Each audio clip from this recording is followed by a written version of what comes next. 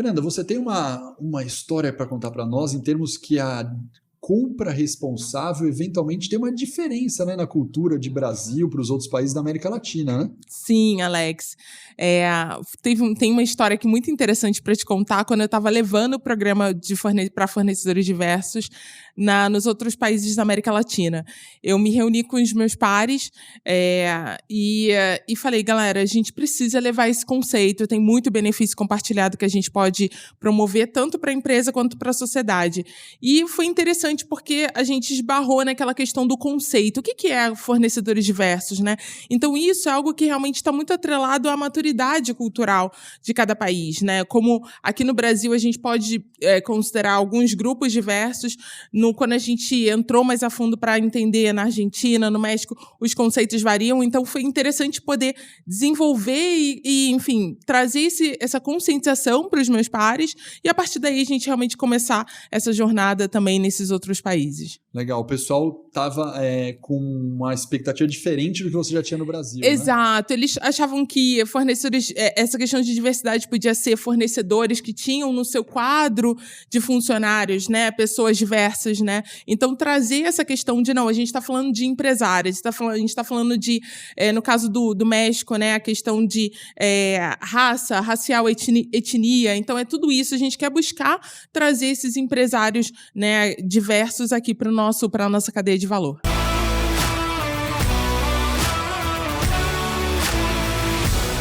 Pessoal, esse é o nosso Supply Talks de hoje.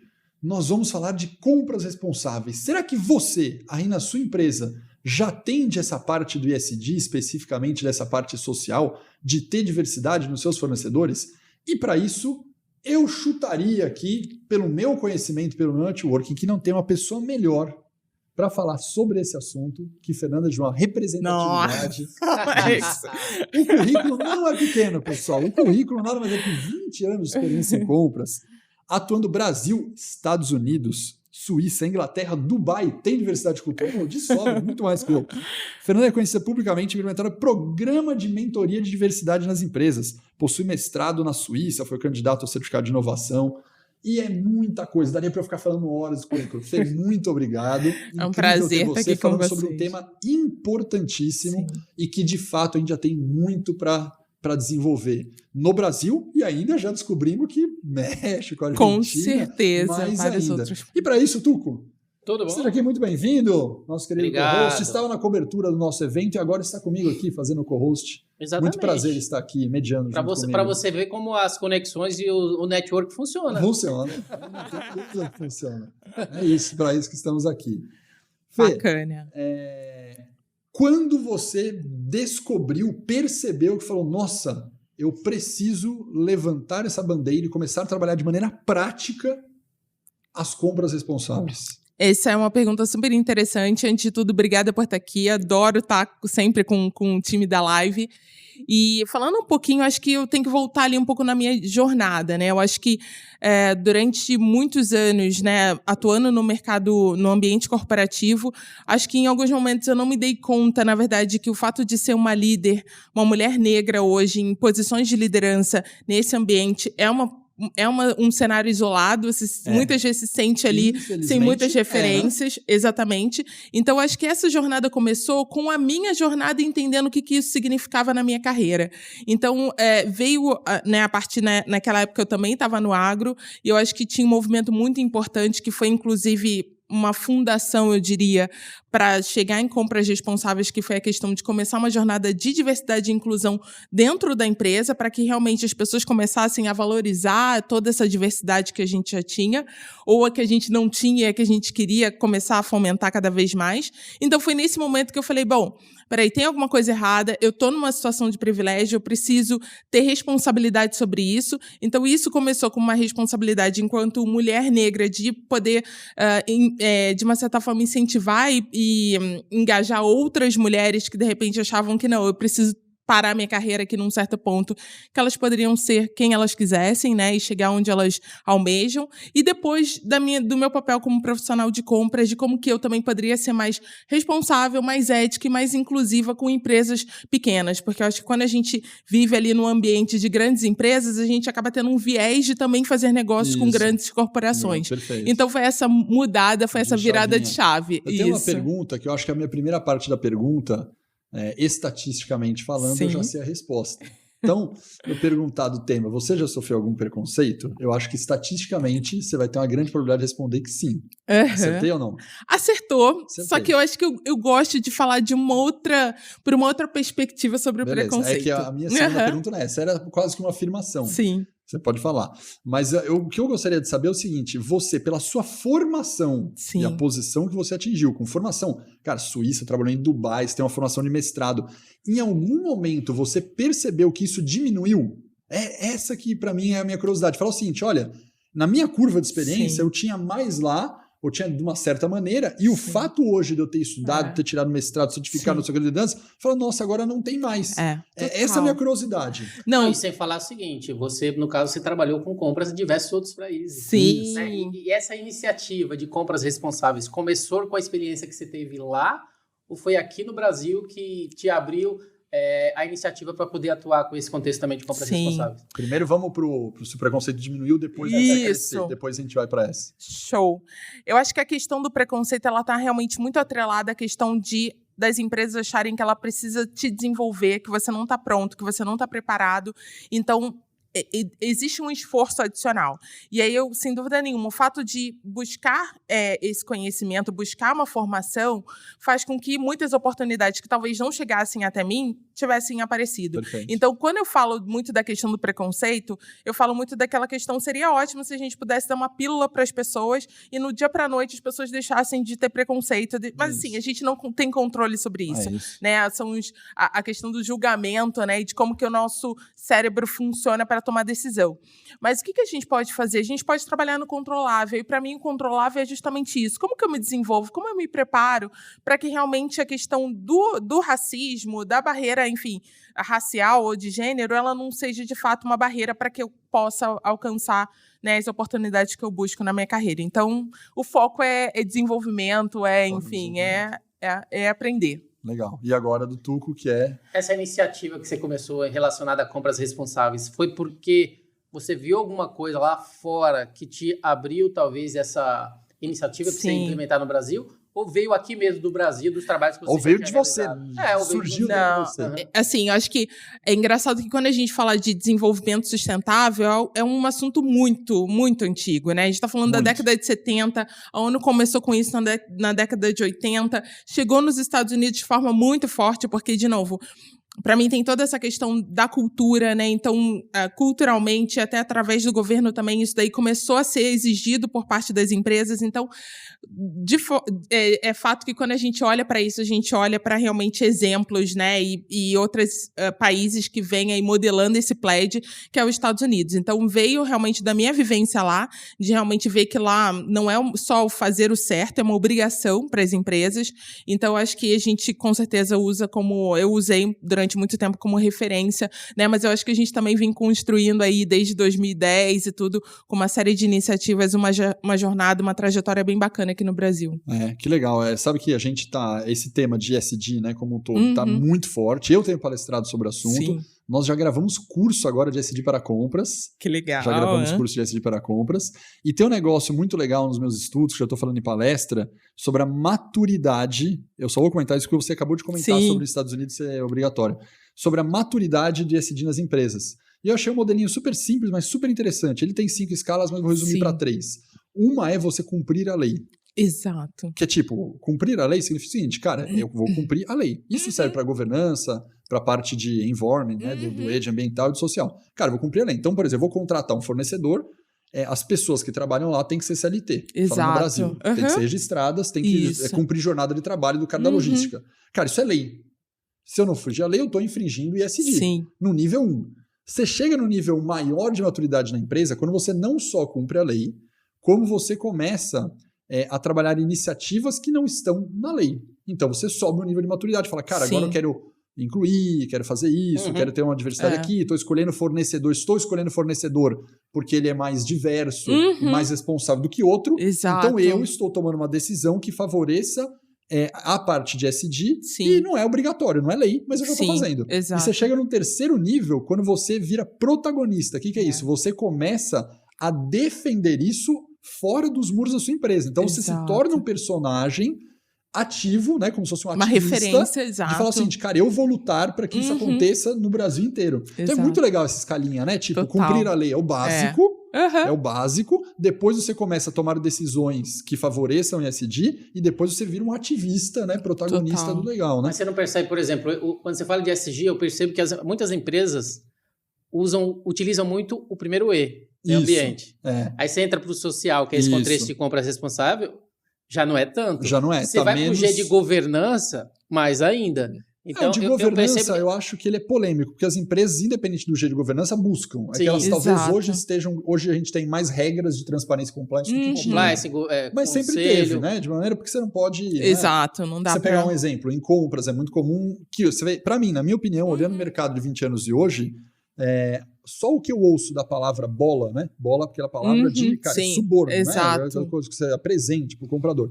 Cara, antigamente você fala, você contrata aí tem bola, com certeza. Cara, eu nem ouço mais. Exato. Porque acho que ainda tem suborno, né? Mas o nível que tinha lá... O nível de rigor para tudo isso aumentou absurdamente. Então, E vou inventar, em 30% dos contratos tinha bola, bicho, hoje é 1%. Exato. Né? Da governança...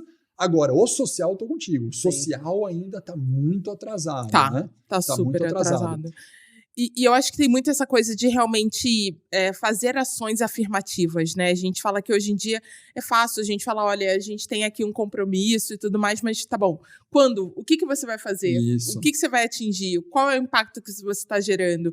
Então, acho que essa questão da gente tangibilizar todo esse discurso, essa narrativa que a gente vem ouvindo muito na sociedade é super importante, né? Pra gente poder realmente separar o joio do trigo e até ajudar aquela empresa que tá, por enquanto, só no discurso, mas precisa ir pra prática. Bom, agora vem a pergunta mais importante para a nossa audiência.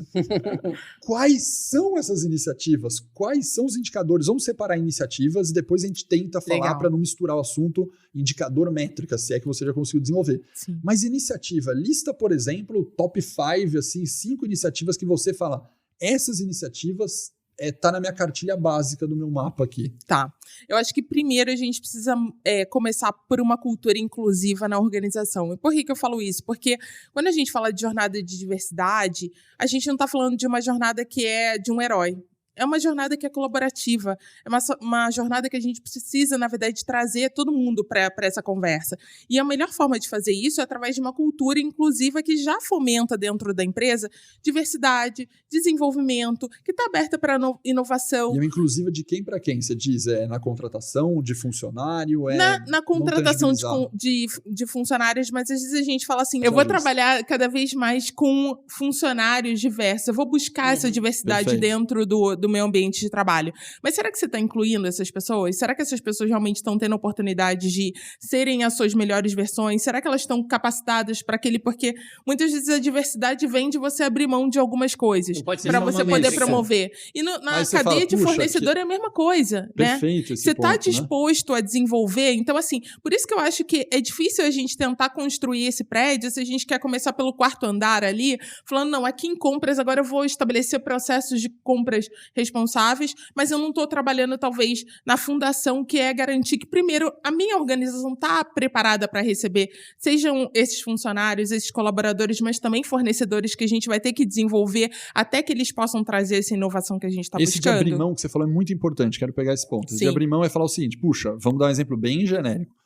genérico aqui. Imagina que você tem uma pessoa que você vai contratar para o seu time, e essa pessoa, ela conhece muito bem de Excel, só por um exemplo bem tangível. Que legal.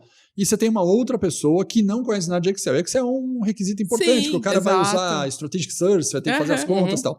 Mas essa pessoa, por exemplo, aqui é negra e essa pessoa não é. Você fala, bom, é esse abrir mão, né? Exato. Você abre mão de falar, não quero o cara de Excel só para contratar aqui. Como eu vou que treinar... você sente sobre isso? Exato. Que é um tema bem polêmico. Super polêmico, né? O que você sente? Pode contar pra gente. O que eu acho é que muitas vezes a gente quer fazer o certo e muitas vezes a gente não entende que para eu poder conseguir realmente fazer com que esse grupo, que é mais diverso, essa organização aí que está buscando tudo isso, realmente trabalhe de uma maneira a atingir uma melhor performance e a gente realmente ter um ambiente inclusivo, vai me demandar não só abrir mão do requisito, que é aquilo que a gente toma de decisão no primeiro momento quando está contratando, mas isso também te traz ali uma necessidade de desenvolver uma liderança que realmente esteja olhando para o desenvolvimento das pessoas. Então, assim, eu contratei o cara sem Excel. Eu vou achar que depois ele vai conseguir performar sem aquela ferramenta? Não. Então, como que a liderança está preparada para realmente receber essas pessoas? Bem básico, na tua cabeça eu tenho que ter na empresa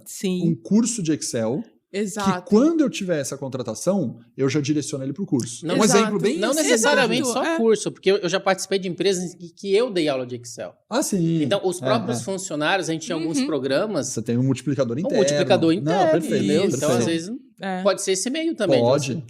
Quando eu disse tem multiplicador interno, on-demand, eu vou pagar, tá na rede, enfim. Ainda mais no meu caso, eu te falei na minha experiência aqui, que eu falei, eu agradeço ao Deus do Excel, porque foi o Deus do Excel ali que me ajudou em diversas outras fontes ali, que eu tinha Excel e a pessoa não. Então esse exemplo ele é super importante por causa disso também. Bacana. E quando a gente vai para fornecedores, a conversa é a mesma, né? Às vezes o cliente interno falou, não, eu gostei dessa sua sugestão, Fernanda, a gente trabalhar com mais diversidade, eu vou inovar, vamos trazer startup, vamos trazer...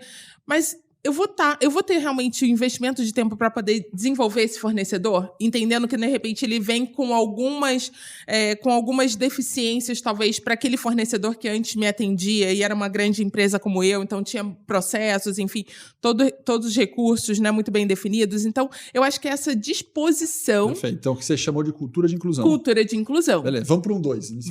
A segunda iniciativa é realmente ter um objetivo claro. Para onde a gente quer ir? Seja em relação à inovação, ou seja em relação à questão de fornecedores diversos. A gente tem uma meta, então a gente precisa ter isso como uma prioridade estratégica dentro da organização. De novo, algo que a gente não está falando de compra, a gente está falando aqui da liderança sênior da organização, perfeito. Né, fomentando, enfim, e reforçando essa questão da liderança inclusiva, da cultura de inclusão, e também a questão da gente estabelecer ali uma meta clara. Quão difundido está essa parte de compra responsável nas empresas atualmente? Porque contar com alguém como você, que já tem essa expertise para implementar, é uma coisa. Se eu quero começar do zero, por onde eu começo? Por exemplo, a colocar em prática todas essas métricas de já ter esse sistema de inclusão lá dentro e depois começar a aplicar todos os outros requisitos. Se eu não tenho alguém que me ajude, mas eu tenho essa intenção de querer ser inclusivo e dentro desse contexto usar compras responsáveis, como que eu faço? Eu acho que a gente precisa desenvolver, né, esse ambiente onde a gente tem lá o time do RH, que muitas vezes é um facilitador importante, para poder trazer esse conceito de diversidade e inclusão. Porque quando eu chego para um líder de área, de negócio, e eu apresento para ele, olha, vamos trazer um fornecedor diverso, vamos tentar aí diversificar um pouco, precisa ser clara essa conversa para ele. Ele precisa entender que isso já é prática, já é valor dentro da organização. Então, acho que começar por esse caminho, desenvolvendo através da RH, muitas vezes através de grupos ali, que a gente fala de networking, que também desenvolvem e fomentam essa cultura, eu acho que é um passo super importante. E convencer o pessoal de compras, hein?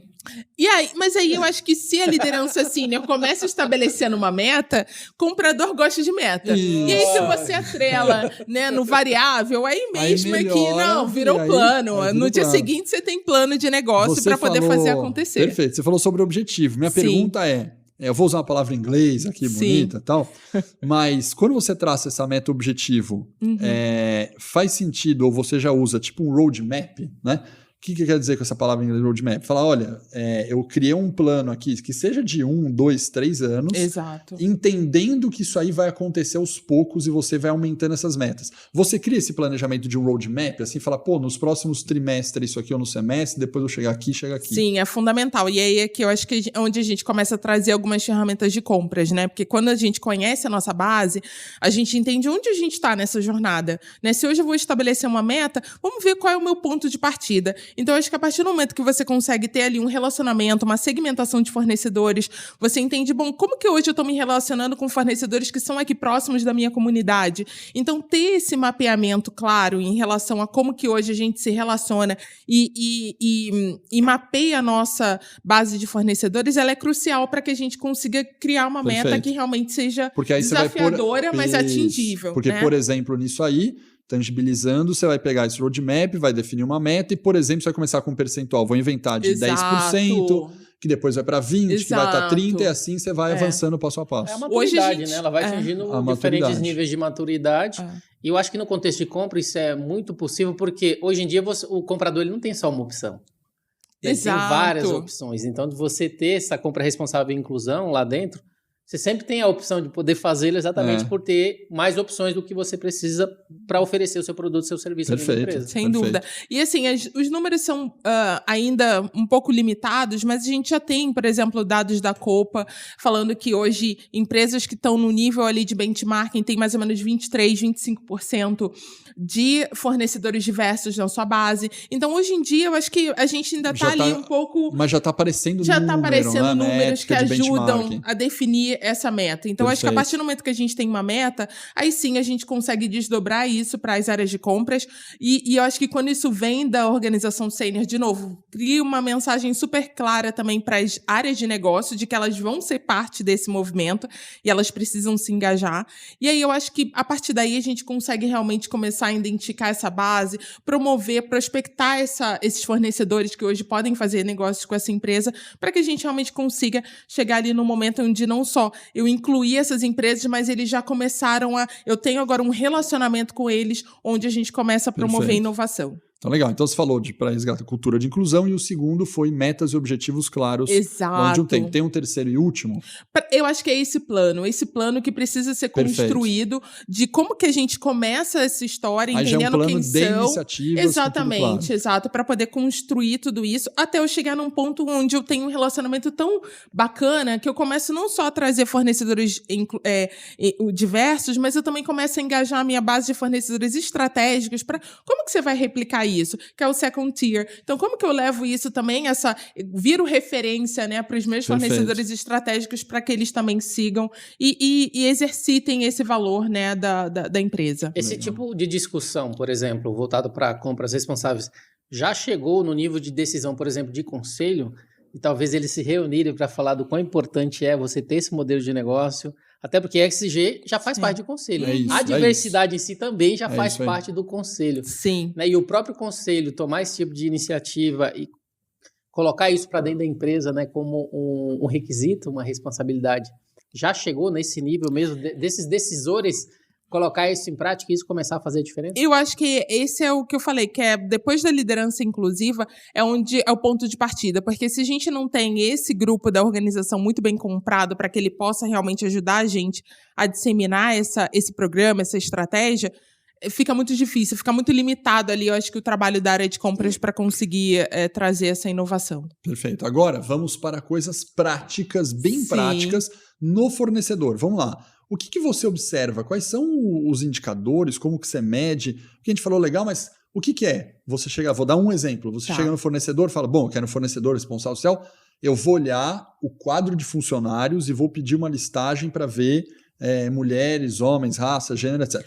Dei um exemplo. Quais são esses indicadores bem práticos que você observa nos fornecedores? Tá. E você desenvolve, observa, desenvolve. Na verdade, quando a gente fala de fornecedores diversos, a gente está falando que os sócios majoritários fazem parte de um grupo de diversidade, tá? Então, a gente está falando de... Sócios majoritários. Isso, então a gente está falando do dono da empresa, né? Ele precisa fazer parte. Então, eu preciso ter uma empresa cuja dona e a pessoa que lidera também é uma mulher, ou é uma pessoa negra, ou é um portador de deficiência, e por aí vai, Mas tem que ser os sócios? Tem que ser os donos da empresa. Difícil, hein? E hoje a gente tem empresas que são certificadoras, que a gente chama, inclusive globais, que ajudam a gente a identificar essas empresas no mercado. Então, aquela conversa de comprador de 20 anos atrás, que eu até quero fazer, mas eu não consigo encontrar, cada vez mais não tem mais. Cai por terra, cai por terra, porque hoje a gente vê que quando a gente pensa em representatividade do PIB, a gente tem quase 30% do nosso PIB é formado por empresas, né, que são empresas pequenas. Então, essas empresas hoje fomentam muito o nosso mercado e, além de tudo, a gente também tem empresas que nos ajudam a encontrar. Então, uma vez que a gente encontra esses fornecedores e começa a fazer negócio, como que eu vejo, né? Primeiro, se eu estou sendo assertivo. Acho que A gente tem aquela primeira meta ali, que é a meta de quanto de negócio que eu vou me comprometer de fazer com essa empresa, né? E esse número precisa ser um número que realmente desafio ali. E eu acho que depois como é que eu meço o benefício que eu tô gerando a partir do momento que eu começo a ter essa cadeia mais diversa. Legal. E aí eu acho que esses indicadores, eles precisam ser indicadores, óbvio, ligados ao negócio, mas também precisam ser indicadores ligados à comunidade. Então, assim, que tipo de benefício? Eu estou gerando mais empregos? É a primeira coisa que a gente quer saber. Eu estou gerando empoderamento socioeconômico? É o que a gente espera trazer quando a gente pensa em termos de sociedade. Quando a gente pensa em termos de organização, qual é o tipo de inovação que eu quero? Ou eu quero simplesmente atacar ali o TCO? Eu quero buscar fornecedores que sejam mais engajados e que eu consiga realmente trazer eficiência de custos. Então, acho que a gente precisa estabelecer desde do início qual é esse tipo, o que eu estou buscando, porque daí eu consigo criar uma matriz de segmentação para poder focar em realmente empresas que, enfim, por um tipo de categoria, enfim, alguns critérios que a gente pode estabelecer, vão conseguir me ajudar a alcançar esse objetivo. Achei interessantíssimo o que você está falando, porque você falou do sócio, né? Sim. E é um desafio, eu acho. Sim. Porque, por exemplo, se você fornece, você não vai nos contratar. Porque tô eu aqui, né? É branco, homem, alto, magro, entendeu? O estereótipo completo do contrário. Hétero. Você tá no topo da cadeia do privilégio, como a gente fala, eu tô no topo da cadeia do privilégio. Mas você entra, sabe como? Você entra como alguém que vai influenciar a sociedade. Por quê? Porque muitas vezes as pessoas não vão ouvir uma pessoa negra falando, porque simplesmente a gente está há muito pouco tempo, né, em alguns espaços de poder. Mas ele vai ouvir o Alex falando e influenciando e falando que tudo isso é importante. Mas você não me contrataria, por exemplo. Agora, se você descer na live para minha liderança e para colaboradores, aí a live tem um negócio... Cara, eu vou chutar, a gente não tem uma métrica de pesquisa... Mas eu vou chutar mais ou menos que a gente tem em todas as diversidades, tá? Mesmo com trans, orientação sexual, gênero, raça, a gente tem na casa de 60% de diversidade aqui dentro. É mais do que o Alex, entendeu? É o contrário, a gente tem mais diversos. Que legal. Muito legal. Mas você não me contrataria pelo seu critério, porque eu estaria fora. Eu tenho uma base maior diversa dentro da live. Porém, eu tenho um sócio os 3 sócios que não são. Sim. E aí eu acho que Como fica isso? E é até interessante quando a gente entende todos os critérios. Então, normalmente aqui no Brasil a gente também tem mais um critério, que é a questão das pequenas empresas. E aí eu não sei se é o caso da live aqui, mas eu acho que é importante para a galera que está acompanhando. Do sócio, por exemplo? 51%. Ah, tá. Isso que eu queria entender. Você vai acabar, eu vou chutar estatisticamente apenas. Eu pensei porque assim, se vocês tivesse alguém que entrasse no critério, isso, não vai mas dar, se ele tem que ter 51%. Exato. Então, mas eu vou chutar critério... que você vai encontrar o quê? Agora uma curiosidade, mas um chute. Sim. Você encontra mais pequenas empresas do que grandes empresas com isso, não é? É isso que eu ia falar. E aí, por isso que é tão importante esse critério do pequeno. E o Brasil estabelece claramente, né, em termos de legislação, que pequenas empresas são empresas com faturamento bruto de até 4,8 milhões de reais.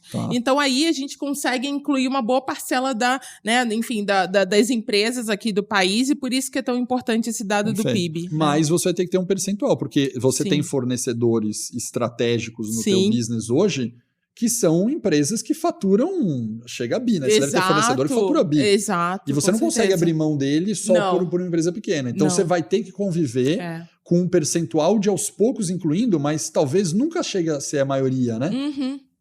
Não, eu concordo com você e eu acho que até vale compartilhar um exemplo. Você falou, vamos para casos práticos. Eu adoro trazer casos práticos. Então, acho que uma coisa que... uma iniciativa que eu liderei na última empresa que eu trabalhei, no intuito de trazer uma cultura de inclusão para que a gente pudesse fomentar cada vez mais essa cadeia inclusiva, foi a questão de fazer um programa de mentoria para jovens profissionais negros. E isso seria feito tanto com a liderança da empresa, então a gente pegaria ali os líderes da empresa e eles seriam mentores desses jovens, como também a gente incluiu fornecedores estratégicos. Legal. Então, você começar a trabalhar com o seu fornecedor para falar, olha, eu estou aqui praticando o meu valor. Você não tem sócios, porém... Exatamente, mas você pode ser sócio da minha iniciativa aqui e a gente começar a fazer a diferença na sociedade, tá? Muito legal. Por exemplo, esses sócios dessas empresas que têm 51%, ou seja, eles já são diversos, eles já promovem também uma diversidade na própria empresa por já estar dentro dessas estatísticas específicas grande? Por que eu estou perguntando isso? Sim. Eu fui no evento recentemente e quem estava lá? Edu Lira. Edu Lira, negro, né, de favela, que promove todo esse contexto de favela 3D, que é gerando falcões. Gerando falcões e assim por diante. Então você vê que é alguém que já está dentro dessa estatística de inclusão, promovendo iniciativas que também promovem exatamente esse tipo de inclusão. Então, esses sócios, geralmente, eles também fazem isso dentro da própria empresa para aumentar ainda mais esse range de pessoas diversas? Sem dúvida nenhuma, é um convite, é um desafio que a gente sempre faz, né? Quer dizer, como é que você está colaborando? E eu acho que quando a gente quando a gente incorpora no critério de seleção de fornecedores esses critérios, que olha, a gente está buscando fornecedores que, de fato, estejam praticando o ESG e a gente entende, né, como é que isso se conecta com a questão de, enfim, seja na questão ambiental aqui, mas também na questão social, obviamente que tem muitas coisas que podem ser feitas, independente aí do dono, né, se é alguém que está dentro do grupo diverso ou não. Muito legal, Fê. Agora nós vamos para as perguntas finais de encerramento que a gente faz para todos os nossos convidados. Muito legal. Não, esse bate-bola acho que é a parte mais... Esse bate-bola desafiador. Tá, por enquanto tá fácil, né? Primeira pergunta, me fala um conselho que você recebeu de alguém que você guarda até hoje com muito carinho e até pratica. Legal. Eu acho que a questão da liderança inclusiva para alta performance, né? Então, acho que a gente fala muito dessa questão de cada vez mais ter um time multifuncional e ter pessoas ali com diferentes backgrounds, mas eu acho que realmente a gente trabalhar de uma forma que realmente vá trazer o melhor dessas pessoas para a organização, eu acho que é sempre um desafio super positivo, que todo dia que eu acordo eu falo, vale a pena por realmente desenvolver pessoas e poder ter uma liderança cada vez mais inclusiva. Boa. Tuco, pode puxar da frase para ela. Qual que é a frase mesmo que eu não lembro? Peraí, deixa eu me preparar aqui. O próximo, ó, a frase de primeiro. Impacto. Isso. A frase de impacto. Legal, é uma tipo frase que eu venho... que motiva você, exatamente. Total. Né? Pessoal, é o que essa aí também me faz levantar da cama mais rápido. E eu trago muito isso como prática realmente, que meu papel, em termos de propósito, né, principalmente depois que eu dei essa virada e entrei na jornada de diversidade, é realmente promover, participar da construção de uma sociedade mais ética e inclusiva na perspectiva de negócios. Então, essa é a minha frase. Repete sua frase agora. Contribuir para a construção de uma sociedade mais ética e inclusiva nos negócios. Muito bom, tá? Muito bom. E agora, fala uma competência que você acha que todo mundo deve dominar. Legal. As pessoas falam muito de adaptabilidade, de mudança, mas eu quero aqui trazer uma pimenta, que é a questão de ver valor na mudança. Porque é muito fácil você falar assim, bom, mudou, agora eu tenho que me adaptar, mas eu vou fazer isso, né, reclamando e tal, com aquele... Não. Mas você vê a parte do copo que tá cheio, né, e realmente você conseguir criar, se desenvolver e inovar a partir daquele movimento, né, aquela mudança que tá acontecendo, eu acho que é a grande competência do momento. Legal. Seria sempre olhar o lado positivo da mudança. Exato. Legal, exato. Muito legal. Muito bacana. Quarta pergunta, algo que você acreditou ser verdade e mudou de opinião. Eu acreditava que a gente não tinha, antes de começar a fazer esse momento de ressignificar a questão de ser negra e estar no ambiente corporativo, que foi o início da nossa conversa, eu acreditava que o Brasil não era preconceituoso e que o que a gente tinha era simplesmente desigualdade social. Até e aí, por ser um país diverso, né? Exato. E aí, depois de algumas leituras e falar com pessoas que entendem muito mais desse assunto, eu comecei também a me educar em relação a isso e entender que o buraco era mais embaixo.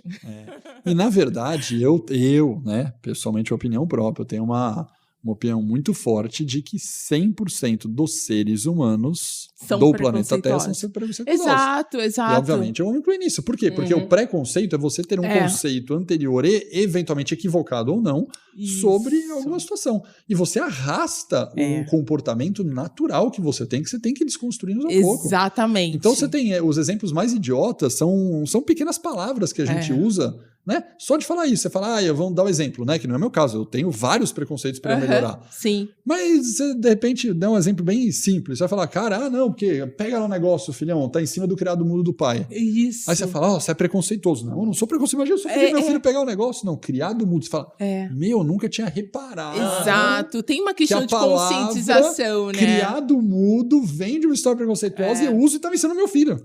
Então, cara, eu tenho que ressignificar que essa palavra eu tenho que riscar do meu dicionário, porque eu tenho um pré-conceito de uma palavra que não dá para usar. Mas veja, quantas pessoas não falam criado mudo até hoje? Exatamente, Entendeu? por uma questão até então nós somos preconceituosos, a gente tem que aprender e desenvolver e quebrando o preconceito. E é estudo, é desenvolvimento, é feedback. Você tem que receber, porque realmente nós somos preconceituosos, não tem como sair disso. E é super legal isso que você trouxe, porque eu acho que é isso. O nosso sistema rápido, ele julga o tempo todo, né? E no julgamento, a gente percebe que a gente realmente tem preconceito. Mas a partir do momento que a gente entende que a gente tem alguns vieses, mas ainda assim a gente continua falando as mesmas coisas, é aquela decisão que a gente toma todo dia. O que eu vou fazer com o meu preconceito? O que eu vou fazer quando eu vir ali que eu tenho um viés e eu tô me deparando em relação àquilo? Quer dizer, eu acho que no Brasil eu percebi que a gente não só é preconceituoso, mas muitas vezes a gente também verbaliza, né, é vocal em relação a isso. Então, assim, a gente vai continuar como sociedade por conta, né, e pela questão de sermos seres humanos, né, e a maneira como o nosso cérebro funciona, mas a gente precisa tomar decisões melhores do que a gente faz com os nossos preconceitos. E acho que, para fechar o assunto aqui, você falou de verbalizar, né? Sim. Uma coisa que eu analiso muito é que o verbalizar é você literalmente falar, né, alguma coisa. E eu acho que dentro da aprendizagem, eu tô falando de neurociência, de aprendizagem como ser humano, você passa por estágios, né? O primeiro estágio é você conseguir parar de verbalizar, mas você ainda reage, expressão facial, exato. Né? Então vou dar um exemplo, vou dar um exemplo bem drástico, hein, pelo amor de Deus, um exemplo drástico que você já viu vou falar que a gente já viu na televisão. Vai entrar no elevador, o cara olha e fala: "O que você está fazendo nesse elevador?" Exato. Né? Esse elevador é social. Exato. Né? Você fala, nossa, a pessoa falou, né? Aí a pessoa, ela não evolui do nada pro dia. Então ela chega lá e fala, bom, não posso mais falar isso. Na hora que a pessoa entra no elevador, ela faz assim, né? Mas ela não fala mais, entendeu? Não dá nem um bom dia. Mas ela não dá nem bom dia. Ela fala, bom, já é um avanço. Porque a pessoa já não tá verbalizando, ela já fala, entendeu? Aí depois a pessoa vai e fala o seguinte, entrou no elevador, a pessoa faz tudo bem. A pessoa sente, não reage e fala, faz parte da nova sociedade. Isso. Mas ela sente, até chegar um momento que a pessoa fala, nossa, valoriza e começa a se relacionar, né? E dá bom dia, natural, né? Tipo, exato. Mas é uma curva, verbalização, é expressão facial, é sentir e não sentir mais, né? Total. Então, cara, para quebrar tudo isso demora. Total. A gente não pode decidir não julgar e não ter um preconceito, mas a gente pode decidir o que a gente faz com ele. É isso aí, né? A reação é sempre nossa. Exato. É isso aí. Excelente. E para fechar a última pergunta, uma música que vai para nossa playlist de um aluno que tem alguma história e representatividade para você. I Believe I Can Fly. I Believe I Can Fly. Por quê? Fala por quê da música I Believe I Can Fly. Eu acho que a letra da música é muito legal porque ela parte de alguém que não acreditava que ela poderia ir além, né? E aí, através de realmente, acho que autoconhecimento, uma série de coisas, a pessoa realmente descobriu que ela conseguia ir além. Então, eu gosto muito, né? E com certeza essa mensagem que eu deixo aqui, principalmente para os negros, enfim, para os grupos diversos aí que estão enfrentando algum tipo de obstáculo, é essa mensagem que eu queria deixar. I believe I can fly. É isso aí. Então você falou, né, que você acorda todos os dias feliz, sorridente, agora acreditando que ela pode voar. Essa aqui. É aí, ó. E não vamos por mais, para a gente não ser cortado por direitos autorais. Fê, muito obrigado pelo bate-papo. Obrigada incrível. A você. Né? É muito legal trazer esse tema e conseguimos sair de maneira prática para as pessoas aplicarem isso no dia a dia. E é o que a gente espera. Tuco, muito obrigado aqui. Eu que agradeço. A parceria como co-host. Seja bem-vindo e que venham os próximos aqui como co-host. Conta comigo. Pessoal, é isso o nosso Supply Talks de hoje. E é muito importante que esse tema tão relevante para a nossa sociedade seja divulgado. Então compartilhem. Ouviram isso aqui? Compartilhem em todas as redes sociais, compartilhem nos grupos de WhatsApp, porque é muito bacana a gente desenvolver essa nova coisa aqui no Brasil, na América Latina e no mundo inteiro.